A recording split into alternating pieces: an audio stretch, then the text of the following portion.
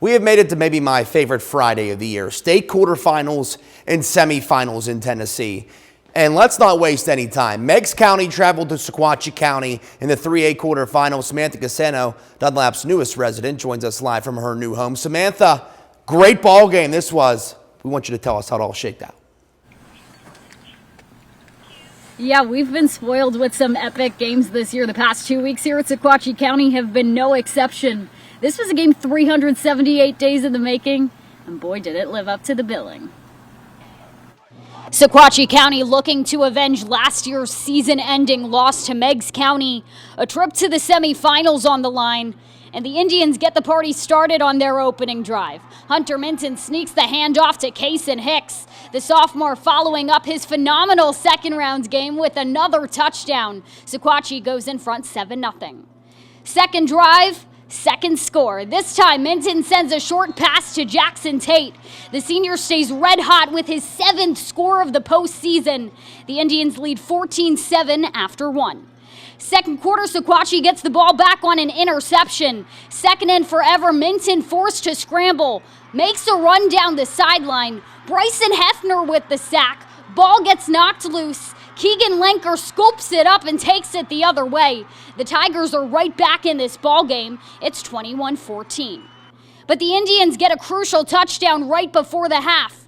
Minton looking for space, doing his best to evade defenders, chucks it into the air, and Kason Hicks is ready for that ball in the end zone. His third touchdown of the night.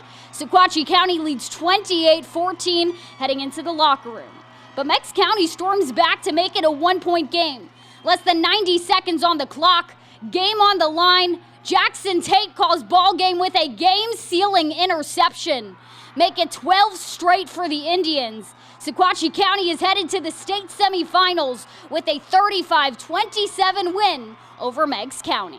I was singled up over here on the side, and he lobbed it up.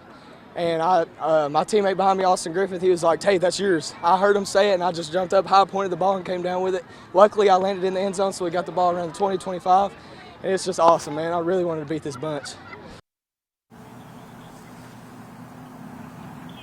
Sequatchie County will get no break. They will now welcome in 9-time defending 3A state champion Alcoa next Friday. For now, live at Sequatchie County High School in Dunlap, Samantha Casano, Local 3 Sports.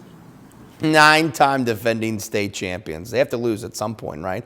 Now listen, we have plenty of highlights for you tonight. This is sort of turned into an mini FNF show. So we start on the road up in Nashville. The defending state champion McCallie Blue Tornado having to go on the road this year in the semis. They battle undefeated Ensworth. The Tigers having a fantastic season. Ensworth defense has allowed less than 4 points per game this year. But guess what? Big Blue's been here before. Keelan Sam gets loose.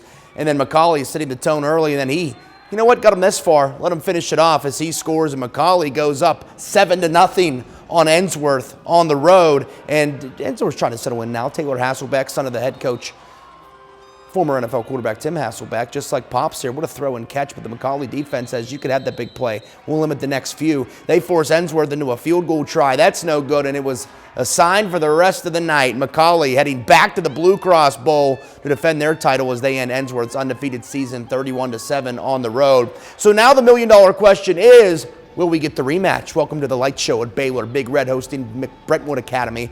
14-7 ball game. Here's the first offensive play of the second half for the Red Raiders. Well, this went well. Shakai Mills-Knight, 80 yards. What a beast. The Ole Miss commit had himself a night. Red Raiders now up 21-7 in the third. And Pete Pittman, the little man, that's clean. Second offensive drive of the second half for Baylor. Going about as smoothly. Briggs Cherry on the move to a wide open Bradley Alanga Bizalele. 3 names only if you want to score tonight. Baylor rolling now up 28-7 on the Eagles. Brentwood Academy would make it 28-13, but how about another for SMK? You want to know what Shakai Mills-Knight said after this TD? This is my city. And it is. 266 yards on the ground tonight. Baylor wins 35-21. It's Big Red versus Big Blue at Finley in less than 2 weeks for another gold ball. Now it's back to the quarterfinal round on the public side. Marion County blowing that train whistle, hosting Westmoreland. Warriors working it early. Tilton Pickett to Zayden Humphrey. Just watch this kid go to work. You know, he's only a sophomore, by the way. Trouble for the Eagles here. That's a lost snap. It's rolling around everywhere. They'd fall on it, though, but the Marion County defense causing havoc. Warriors on offense again. The pass. Wait, who's this to? We can't see. Who is it? Why even ask? Zayden Humphrey. He's only going one place, fam. The end zone. 7-0, Marion County. And this is what we like to call a balanced attack, my friends. When this guy gets free, ain't no one catching him. The other Pickett, Sammy Pickett. That's a house call. 14-0 Marion County, and 14 would be all they needed. For the first time since 2016, the Marion County Warriors are back in the state semifinals. They knock off Westmoreland 14-7, and even better, they're hosting that game next Friday. Hurricane Hill getting a state quarterfinal game. What a year for East Hamilton in 5A2, hosting Oak Ridge, who knocked off McMinn County last week. Cane's offense could just not get anything going. Malik Howard clogging up that middle like your wife's hair clogs the bathroom sink. Nothing. And this was East Ham's issue. Even when they schemed something up, they just couldn't execute. You got to catch passes like that in these games. Their defense was holding on for them in the first half, holding the Wildcats to field goals. Eli Pearson came to play, though. 3 field goals in the first half. Again, the Canes defense was there in the first, turning Oak Ridge over on downs. The offense just could not get it going. The dam would break in the second half as Oak Ridge cruises into the 5A semifinals with a 30-6 win over East Hamilton. Great season nonetheless for the Canes. And quickly to some scoreboards here. South Pitt will host the state semifinal game against Coalfield next week. They roll. Bledsoe County goes down on the road. Boy Buchanan goes down on the road. Now we're going to start to dip into Georgia here as well. Hopefully we can get the next scoreboard up. We'd love to tell you who won Georgia or lost in Georgia. Here we go. And we got Christian Heritage goes down. Tough loss for them. Trine wins on the road. Ringgold loses on the road. That's a big win for the Bulldogs, though. And we got a couple more scoreboards, maybe. Push the button.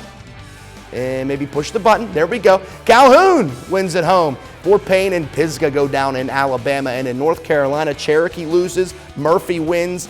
And Hayesville will play tomorrow. We don't even need you to push the button there. I just remembered it up. There you go. You did it. Yeah. How about that? And FNF show, right? That's pretty much what it was here tonight. Absolutely. Does Murphy always win? Almost? Very good team. Almost. Very Yes. good team. All right. Ben, thank you.